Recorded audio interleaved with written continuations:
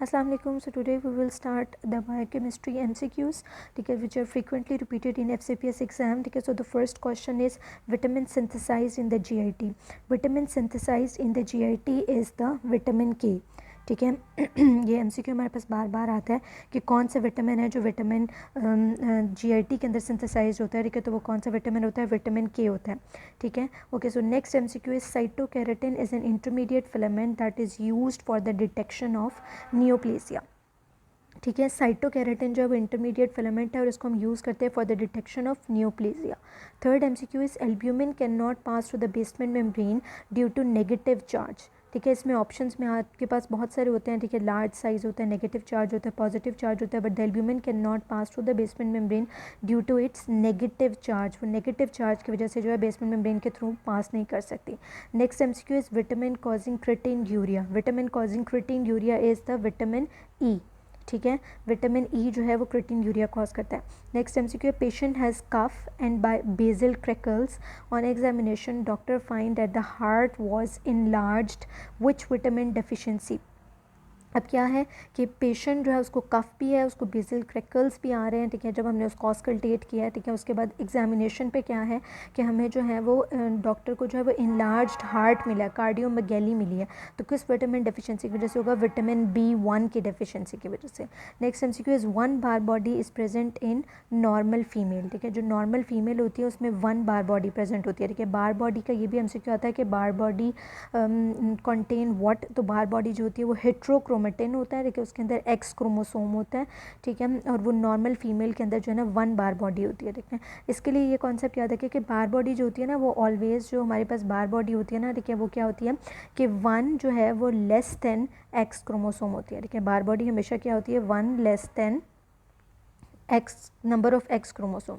जितने भी x chromosome होंगे उनसे 1 कम होता है. ठीक है, तो नॉर्मल फीमेल में क्या होता है हमारे पास डबल एक्स क्रोमोसोम होता है. ठीक है, तो इसलिए 2 एक्स होते हैं, तो क्या, तो इसलिए बार बॉडी कितनी होगी 1 एक्स जो है ना वो बार बॉडी होगी.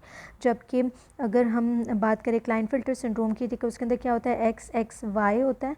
ठीक है, तो उसमें भी क्या होती है 1 बार बॉडी प्रेजेंट होती है. लेकिन अगर हम बात करें टर्नर सिंड्रोम की, ठीक है, जो XO होती है, तो उसमें अगर देखें तो एक ही एक्स क्रोमोसोम है, तो बार बॉडी क्या होगी, टर्नर सिंड्रोम के अंदर 0 बार बॉडी जो है ना वो प्रेजेंट होती है.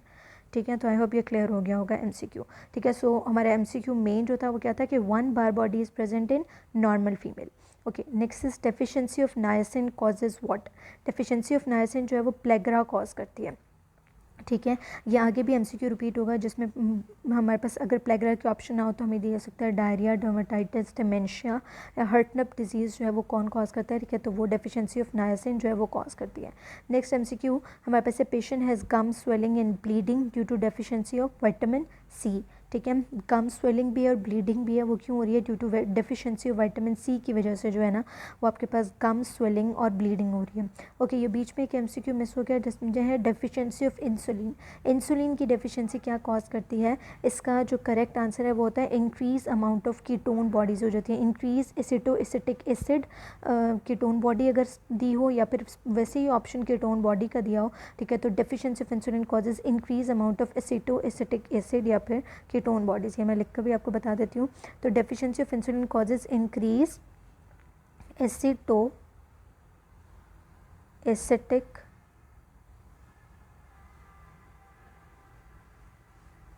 एसिड. ओके, ठीक है, तो ये है deficiency of insulin causes increase amount of acetic acid या फिर increase ketone bodies. Okay, so next MCQ पे चलते हैं. ठीक है, नेक्स्ट एमसीक्यू हमारे पास आ जाता है कि alcoholic man presented with hypoglycaemia, what will be the initial treatment. ठीक है, अल्कोहलिक मैन हमारे पास आया किसके साथ, हाइपोग्लाइसीमिया के साथ आया, तो उसका इनिशियल ट्रीटमेंट क्या होगा. इसका इनिशियल ट्रीटमेंट क्या होगा, पहले हम उसको विटामिन B1 थायमीन देंगे, फिर हम उसको डेक्सट्रोज देंगे. ठीक है, क्योंकि अल्कोहलिक मैन आ गया साथ में वो हाइपोग्लाइसीमिया के साथ आया, तो इससे हमें फ़ौरन क्लिक करेगा माइंड में कि विटामिन B1 की डेफिशिएंसी, थायमीन की डेफिशिएंसी की वजह से वर्निक्स-कोर्सैकोफ सिंड्रोम हो सकता है पेशेंट को, तो इसलिए हम उसको पहले थायमीन देंगे और फिर डेक्सट्रोज देंगे. ठीक है। मार्फन सिंड्रोम के अंदर कौन से जीन का जो जीन डिफेक्ट होता है, ठीक है, वो कौन से क्रोमोसोम पे लोकेटेड होता है, तो इसका आंसर क्या है, क्रोमोसोम नंबर 15 के ऊपर लोकेटेड होता है। ये इस तरह भी आता है कि मार्फन सिंड्रोम के अंदर कौन सी प्रोटीन डेफिशिएंट होती है, तो इसमें ये याद रखें कि इसमें क्रोमोसोम नंबर 15 पे होता है, लेकिन जो प्रोटीन हमारे पास डेफिशिएंट होती है वो होती है फिब्रिलिन प्रोटीन, ठीक है। तो फिब्रिलिन जो होती है हमारे पास, ठीक है, वो जो है ना वो इसके अंदर डेफिशिएंट होती है। ओके, सो नेक्स्ट एमसीक्यू जो अगर हम देखें तो हमारे पास क्या है कि in Duchenne muscular dystrophy defective gene make the cell impermeable to what proteins, ठीक है। प्रोटीन, और प्रोटीन भी कौन सी, डिस्ट्रोफिन प्रोटीन जो होती है, ठीक है, वो डेफिशिएंट होती है डुशेन मस्कुलर डिस्ट्रॉफी के अंदर। Okay, so next MCQ is, ये बहुत रिपीट होता है, in von Gierke's disease enzyme deficient. Von Gierke's disease में कौन सा एंजाइम डेफिशिएंट होता है, ग्लूकोज 6 फॉस्फेटेज एंजाइम जो है वो डेफिशिएंट होता है, ठीक है। हमने पहले भी डिस्कस किया ऊपर कि विटामिन B3 डेफिशिएंसी जो होती है वो कॉज करती है क्या, डिमेंशिया कॉज करती है, डायरिया कॉज करती है, डर्मेटाइटिस कॉज करती है, ठीक है। 3 Ds इसके लिए आपने याद रख लेने हैं, ठीक है। विटामिन B3 डेफिशिएंसी जो होती है, नायसिन की डेफिशिएंसी, वो क्या कॉज करती है, ठीक है, वो आपके पास 3 Ds कॉज करती है, डायरिया, डर्मेटाइटिस, डिमेंशिया और हर्टनप डिजीज़। अगर आ जाए ऑप्शन तो वो भी हम इसमें जो है वो पिक करेंगे।